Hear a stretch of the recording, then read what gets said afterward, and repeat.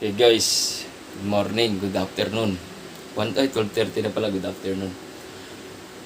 Okay, winawiring ko ulit yung hybrid ko guys. Yan o. Okay. Pakita ko sa inyo guys. Okay. Katatapos ko lang mag-wiring guys, dinikit ko yung grid. Ito yung pinaka-grid ko. Okay, naka-pure solar ako. Pero dinagdagan ko ng grid para sa support pag halimbawang humina yung sikat ng araw. Tutulong si grid sa inverter. Okay, ito yung pinaka breaker ko para sa buong bahay. Okay, ngayon dito sa inverter, ang kinukonsumo ng inverter ko ngayon dito sa bahay guys, 1.19 kilowatt. Okay, mula sa solar papunta yata sa baterya to. So si grid wala pang kinakain, no? So babaguhin ko yung settings nito guys. Binago ko yung settings. Okay, ngayon ang nagtutulong ngayon guys, solar panel, tapos grid papunta sa inverter, papunta sa bahay. Okay, yung baterya ko guys, pure backup lang to. Okay, backup lang gagawin nito pagka just in case mawala si solar, mawala si grid, baterya gagana. Okay, ngayon tingnan natin guys, nakabukas yung aircon ko tsaka rep.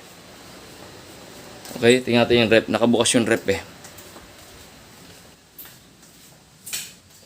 Okay, bukas yung rep.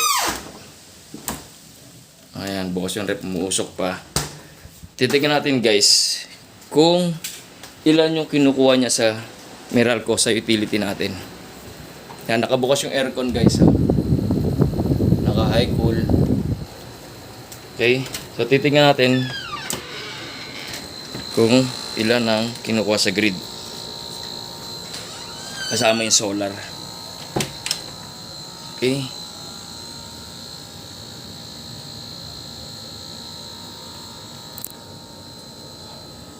kinukuha niya guys is 800 kilowatt. Okay, 800 kilowatt, 0.8 kilowatt. So wala pa tayong 1. Okay, 9 29, 932. Ang lakas talaga ng reading ng Meralco. Ayan guys. Okay,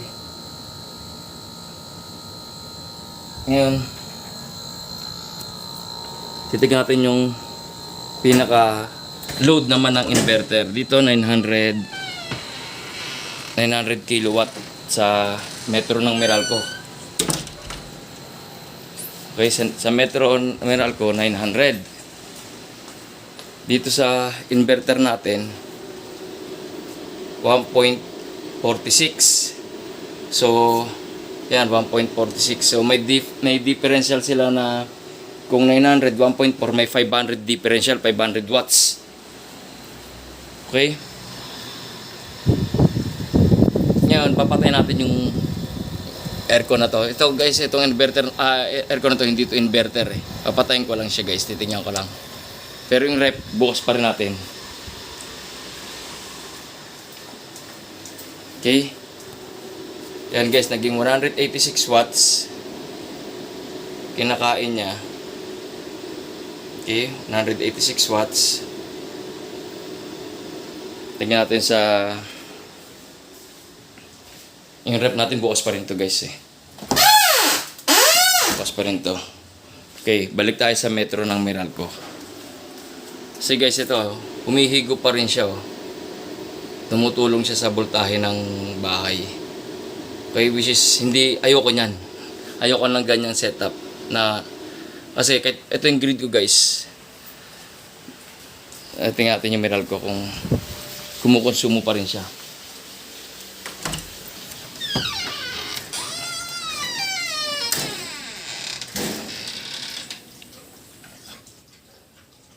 Kumukonsumo siya guys ng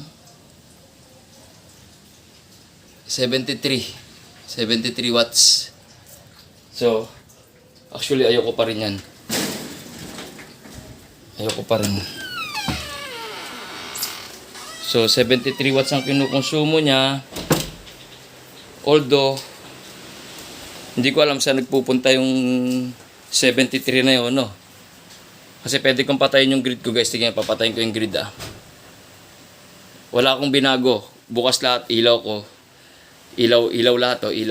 Ilaw. Rep bukas, papatayin ko yung grid ko. Yan. Patay na yung grid, guys. Nawala na yung grid. Pero, buhay pa din yung rep ko. Buhay pa rin yung rep ko. No. Tingnan natin yung kinakain ng mineral ko ulit. Hindi, parang hindi practical. Na kaya ng solar ko, yung buong bahay ko, walang aircon syempre. Pero ba't may kinakain pa rin siya? Di ba? Kumukuha pa rin siya sa grid. And guys, zero. Zero yung Meralco ko. So, gusto ko zero lang. Yan ang tinatarget ko talaga, guys. Zero bill. Okay, kaso hindi pwede dahil may aircon. Ngayon, titignan natin kung kakayanin ng inverter ko, guys, 150 volts. Patay grid ko, guys, wala tong walang tower. Patay grid ko, guys. Okay? Pwede kong off yung baterya ko. Ayan, nagcha-charge kasi yung baterya yun. Full charge naman siya kasi hindi nagbiblink. Okay, so gagawin ko, guys. Titignan ko lang, testing lang. Papatayin ko yung baterya ko, guys, oh. Ito yung baterya ko, guys. Papatayin ko. Mawala yung backup ng baterya dyan, guys. Kaya mawala yung baterya ko dyan.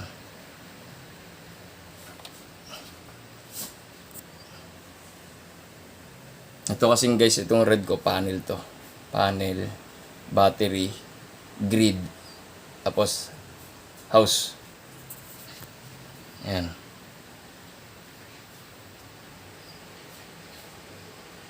Tama ba? Kasi yun ang wiring ko kagabi. Okay. Ngayon, pabubuksan natin aircon. May pabukas nga aircon. Walang grid to, guys, walang grid. Yun, hindi kinaya, guys, oh. Okay. Patay mo ulit, me. Patay na siya?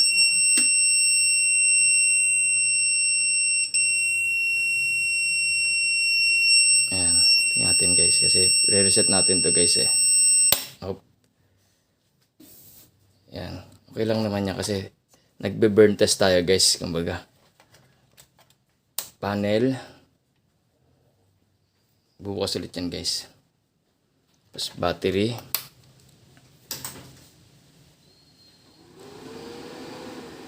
Naka-off na dyan, May? Okay, on natin. Inverter natin.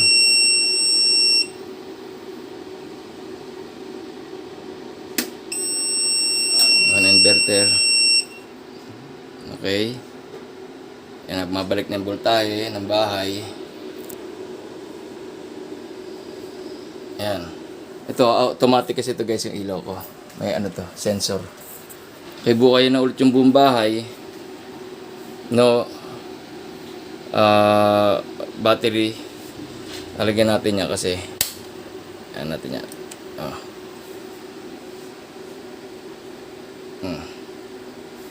Kaya nagbe-burn test tayo, guys, eh. Yan ang burn test. Kasi yung aircon na yun, guys, malakas yun. Hindi yun inverter type. Hindi yun yung mga conventional, yung mga sinaunang aircon. Mga 19 pa yan. Kopong-kopong.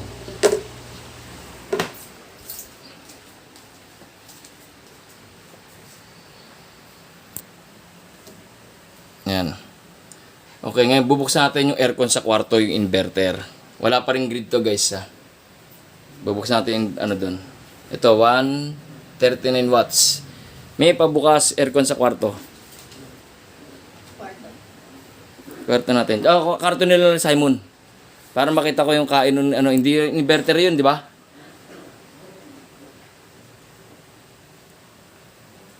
Tingnan natin kung, kasi yung isang, ano doon, hindi rin inverter yun eh. Pero 0.6 lang yun, maliit lang.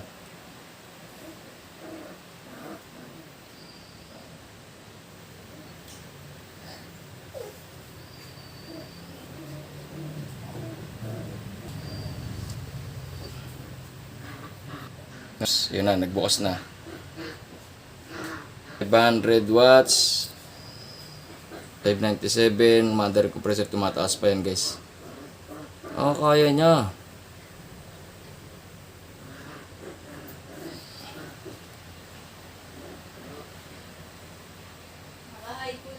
Naka-full na yun? Hanggang 649 watts lang oh.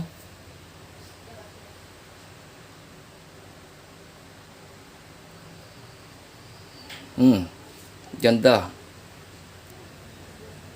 Kasi yung kwarto namin, nag-1 point something yun eh.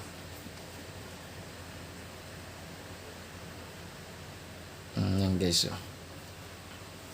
Isaset ko muna to guys yung battery para ma-detect ulit niya. Okay. Wait lang.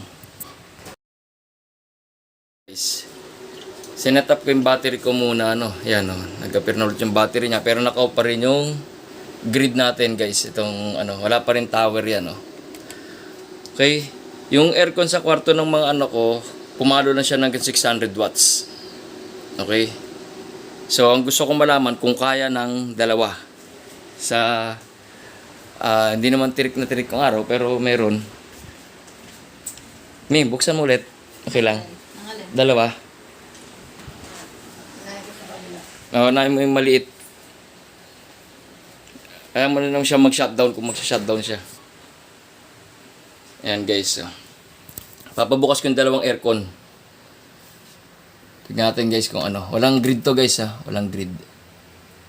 Ano lang to, demo purposes lang. Naka-battery tayo guys. Ang battery natin e-bike. Oh, 4 na e-bike battery na 25 Ah isa. For backup lang to. Gusto ko lang matesting guys yung panel. Yun lang gusto ko matesting.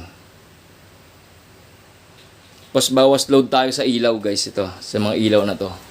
Bawas load tayo. Siyempre kumakain pa rin ng solar yan. Yan, bawas tayo rito.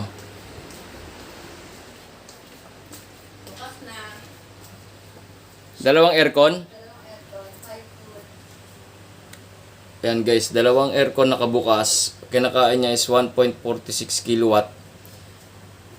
Okay. So yung rep ko, alam ko patay pa kasi may protection tong rep ko dahil nagte-testing nga ako from time to time. So kailangan kong lagyan siya ng surge protection. Ayun guys, surge protection yan guys. So may ayan, nakabukas na rin pala. May delay na ano yan eh. May delay na oras. Para hindi masira yung compressor. 1.51 kilowatts. Ayan guys oh. Off grid guys oh, off grid. Off grid yan guys. Walang grid. Oh, pure solar to guys. Rep, ilaw, electric fan, ilaw, electric fan. Tapos try natin buksan tong ilaw dito. Tingnan natin kung magsha-shutdown yung inverter. Ayan guys, ilaw sa kwarto ng mga anak. Ayan, bukas ang ilaw.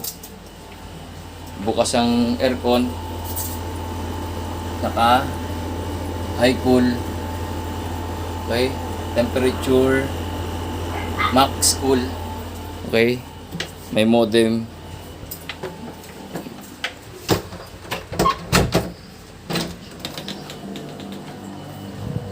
Naka 20 degrees dito. Ano natin to? High natin to. Yan, naka full, high fan, 20 degrees. May isa pa ako inverter dito guys. Ito, para sa gabi to guys. Hayaan mo lang siya mag-charge dyan para sa gabi yan. Kasi sa gabi wala ng solar, at least may setup ako isa. Bukas din ilaw dito sa kwarto. Okay, ngayon pupunta tayo sa metro. Tingnan natin kung anong kinakain ng metro niya. Off-grid naman yan guys. Oh. Patay yung breaker ko. Yung yellow ko guys, yan yung backup ng grid ko. So, meral ko itong baba. So, hindi pumapasok sa taas yung ano, naka-off yung breaker. Tingnan natin sa metro ng meral kong siraulo. may kinakain. Guys, 0. Ay, kita ba? Oh. 0 kilowatt. Okay? Kasi tinatarget ko 0 bill. Okay, tapos tingnan natin yung harvest ulit ng inverter natin.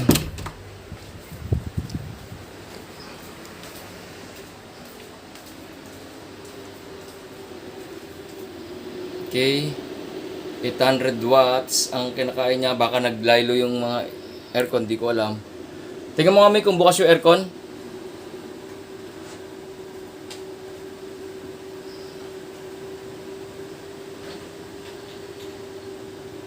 Bukas. Bukas pareho. Siguro nag-ano na yung niya. Thermostat niya. Pero pagka nag-on yung compressor niya, umabot ng 1.4 ba kanina? Ito yung harvest ng panel natin guys. 141 volts. Ito yung battery charge natin. 56. Grid 0. Okay. So malakas talaga guys yun. Aircon na to. Itong aircon na to kasi alam ko ano to 2 horsepower to na conventional. So ibig sabihin kailangan bumili ni commander ng aircon na hindi mataas sa kuryente. No? Kasi ito ano to conventional eh. Kailangan magpalit ng aircon dito. Kasi ang taas nito kumain kasi pwede na siya malibre sa tanghali kung tutusin eh. Na walang grid. Kasi dahil nga ano siya ayan o. 0 grid o. Okay? Gusto niyo yung video, yung demo. Okay? Ang gamit ko dyan guys is 8 panel. 8 panel na 300 watts.